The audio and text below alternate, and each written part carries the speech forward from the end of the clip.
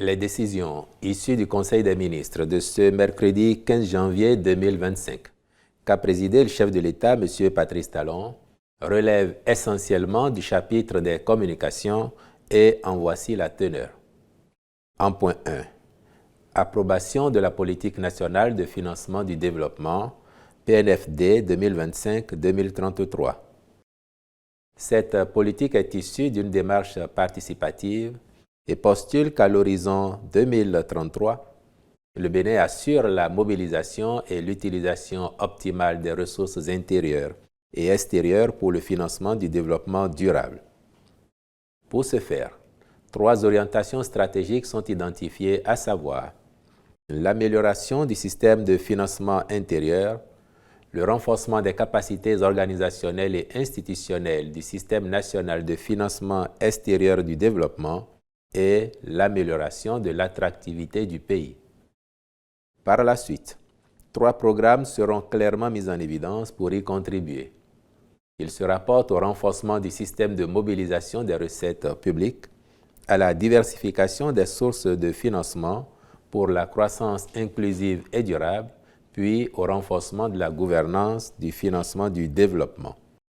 Les ministres chargés du développement et des finances sont instruits d'en assurer la mise en œuvre cohérente, les ressources étant à mobiliser aussi bien par le budget national et les collectivités territoriales que négociées auprès des partenaires techniques et financiers ainsi que du secteur privé. En point 2, travaux de réhabilitation et d'aménagement des voiries et pistes dans les communes de Savalou et Banté. Les 10 travaux concernent la réhabilitation et l'aménagement de 18 km 022 de voiries dans la ville de Savalou, dont 2 km 974 de route en terre, l'aménagement de 6 km 881 de voiries et assainissement à Banté, ainsi que la réhabilitation de 53 km 46 de route en terre et pistes rurales dans les localités de Gouka et Pira de la même commune. Pour leur conduite dans les règles de l'art, à l'instar des travaux réalisés au niveau des villes ayant bénéficié du programme asphaltage, le Conseil a marqué son accord pour la contractualisation avec des cabinets et entreprises expérimentés. En point 3, réalisation des études complètes d'aménagement de 1500 km de pistes rurales et 1071 km 487 de routes en terre classées. Ces études interviennent dans le cadre de la mise en œuvre du programme de réfection des pistes rurales et de routes en terre classées, campagne 2024-2025. Les départements concernés sont la Libori, le Borgou, la Takora, la Donga, le Zou, les collines, l'Atlantique, le Koufo, le Mono, le Mé et le Plateau.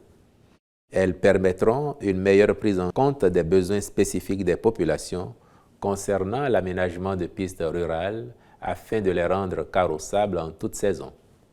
Ainsi, les dites études, en plus de celles réalisées au titre de la campagne 2023-2024, serviront de base au programme d'aménagement des pistes rurales et routes en terre classées, projeté à partir de la campagne 2025-2026 en application de la nouvelle stratégie nationale de l'entretien routier.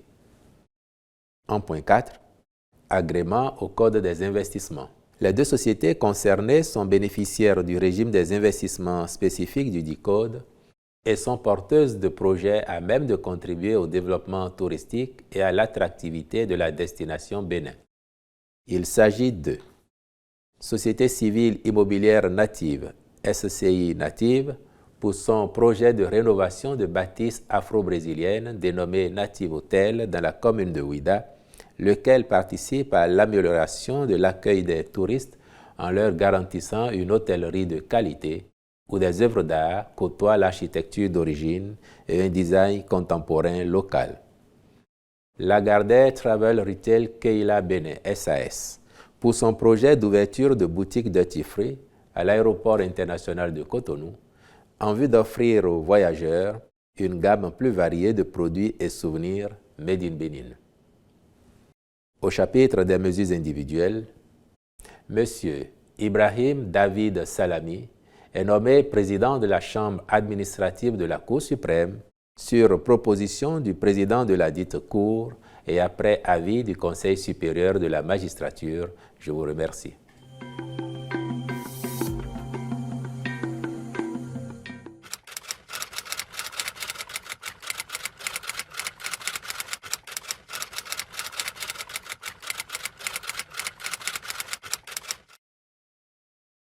Je voudrais d'abord, à l'entame de mon propos relativement à cette préoccupation, réitérer les condoléances du gouvernement aux familles éplorées et à la nation béninoise tout entière, étant entendu que le ministre délégué auprès du président de la République chargé de la défense nationale avait déjà formellement saisi chaque famille endeuillée d'un courrier officiel lui présentant les condoléances du gouvernement et indiquant les mesures d'accompagnement prévues par les textes, lois et décrets adoptés par l'Assemblée nationale ou par le gouvernement lui-même à l'initiative du chef de l'État et de son équipe, lesquelles mesures seront effectivement mises en œuvre au profit des ayants droit de ces compatriotes tombés en défendant la patrie. Relativement aux conditions dans lesquelles ce drame est survenu, nous avons bien évidemment commencé à tirer les enseignements. La hiérarchie militaire s'est portée sur les lieux pour apprécier de visu ce qui a pu se passer. Le chef de l'État et son gouvernement s'en sont préoccupés. Des discussions ont eu lieu, des évaluations ont eu lieu afin de voir comment optimiser encore notre stratégie et la façon dont le commandement se fait. Je voudrais ensuite vous dire que s'il ne tenait qu'au Bénin, au président Patrice Talon, évidemment que nous serions dans une stratégie concertée avec les pays voisins. C'est encore le président Patrice Talon qui a eu l'idée de ce qui a été appelé l'initiative d'Accra, par laquelle il demandait justement à tous les pays de la communauté de mutualiser leurs moyens, leurs stratégies, afin de conduire une riposte concertée face à ce phénomène. La disponibilité des autres n'étant pas apparue de façon manifeste, notre pays a pris sur lui d'engager les investissements nécessaires, les recrutements massifs aussi, la mise à disposition d'équipements adéquats pour faire face à ce phénomène. Les résultats sont tels que, s'il est vrai que nous connaissons de temps à autre des attaques, celles qui sont enrayées en amont représentent N fois le nombre de celles qui ont des effets, du genre de ce qui est intervenu le 8 janvier et que vous avez évoqué. Et il ne vous aura pas échappé justement que cette attaque est intervenue à l'endroit qu'il est convenu d'appeler le point triple, la zone frontière entre le Bénin, le Niger et le Burkina Faso. Et dans cette zone-là, si vous faites le point, il n'y a que le Bénin qui soit présent pour assurer une lutte contre ce phénomène. Des deux autres côtés de la frontière, il n'y a pas de présence étatique avérée, il n'y a pas de présence militaire. Quand le président de la République disait dans son message sur l'état de la nation devant l'Assemblée nationale le 20 décembre dernier que nous subissons ces assauts parce que dans certains pays voisins, ces criminels sont en roue libre, certains de nos compatriotes n'avaient pas compris. J'ai même entendu, j'ai même lu certains postuler que le président accusait les autres pays. Ce n'est pas le cas. C'est un constat que nous faisons. S'il y avait de la présence militaire des deux autres côtés de la frontière, avant que de venir essayer de s'en prendre à nos enfants, à nos hommes, ces délinquants, ces criminels, parce que c'est le thème qui convient, il faut le dire, ces criminels auraient essuyé tout au moins la résistance des autres forces armées de l'autre côté des frontières, ce qui n'était pas le cas. Mais cela ne nous décourage pas. Pour autant, nous savons que nous avons une armée mobilisée, des soldats debout, vaillants, prêts à défendre l'intégrité du territoire national en remplissant la mission que la nation leur a confiée, d'autant que le gouvernement, pour sa part, s'emploie à accomplir également sa part de mission. Et le meilleur hommage que nous puissions rendre à nos soldats, c'est déjà, pendant qu'ils sont là, leur garantir les meilleures conditions d'exercice de leur ministère. Donc mettre les moyens à leur disposition, mettre les hommes qu'il faut à leur disposition. Et quand je parle de moyens, des moyens adéquats. Et Dieu sait qu'ils en ont de plus en plus.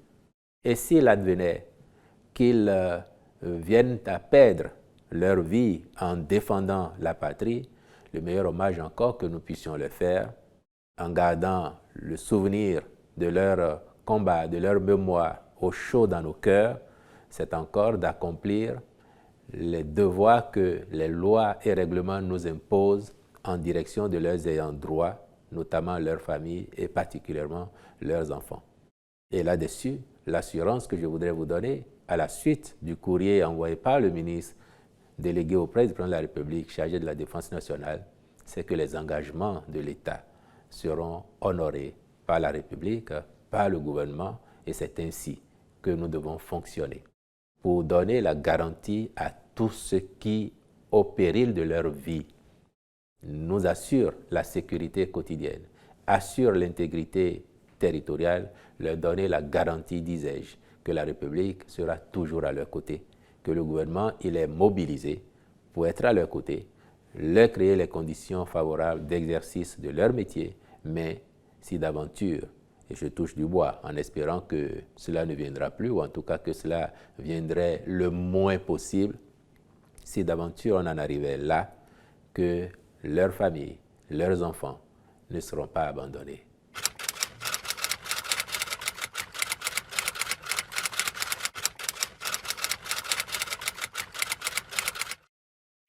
Entre les lignes, vous soulignez le succès éclatant, je dirais époustouflant, et que l'on aura observé. Ce qui fait que, de par le monde, comme à l'intérieur du pays, la satisfaction est au rendez-vous et chacun a pu être un peu bluffé quand même de voir que nous avons été capables d'organiser une manifestation de cette envergure avec autant de réussite. Je vais profiter de votre question pour dire que ça a été un choix assumé de tenir ces manifestations parce que nous n'avons pas vocation à céder à la provocation ou à céder aux criminels. Vous aurez néanmoins observé que le premier jour des manifestations, c'est-à-dire le jeudi 9, au lendemain de l'agression, ni le chef de l'État, ni les membres du gouvernement ne s'étaient portés sur les lieux. C'était notre façon d'être en communion avec les familles éplorées et avec la nation dans son ensemble. Mais après, nous travaillons à bâtir un Bénin résilient. Et il ne nous appartient pas de courber l'échine face à l'ennemi. C'est pour cela que nous avons tenu le pari de réussir cette organisation et de faire en sorte que le Bénin soit à la une positivement dans le monde. Ça a été le cas. Maintenant, oui, il y aura toujours moyen d'optimiser, d'améliorer des aspects sur les années à venir. Et je peux vous certifier que nous ne perdons pas le temps là-dessus. Le chef de l'État en premier, qui a convoqué déjà pour vendredi matin une réunion d'évaluation de cette édition des Vodou Days afin de projeter ce que pourrait être l'édition 2026 et que les équipes très tôt commencent à y travailler pour que l'expérience soit encore plus agréable pour tous ceux qui y vont, qu'ils soient des nationaux ou qu'ils soient des touristes. Et on a pu voir combien le nombre de touristes a été multiplié comparé à ce qu'on a observé l'année dernière. Et c'est cela la projection que nous faisons, c'est cela notre ambition, faire en sorte que ce rendez-vous devienne un rendez-vous incontournable, aussi bien pour les Béninois du Bénin, ceux de l'étranger, que pour les touristes, les étrangers en général, qui pourront s'intéresser à la culture africaine, à la culture béninoise en particulier, et faire en sorte que d'année en année, le deuxième vendredi du mois de janvier de chaque année devienne un détour incontournable sur le circuit touristique mondial et que notre pays en tire le maximum de dividendes possible.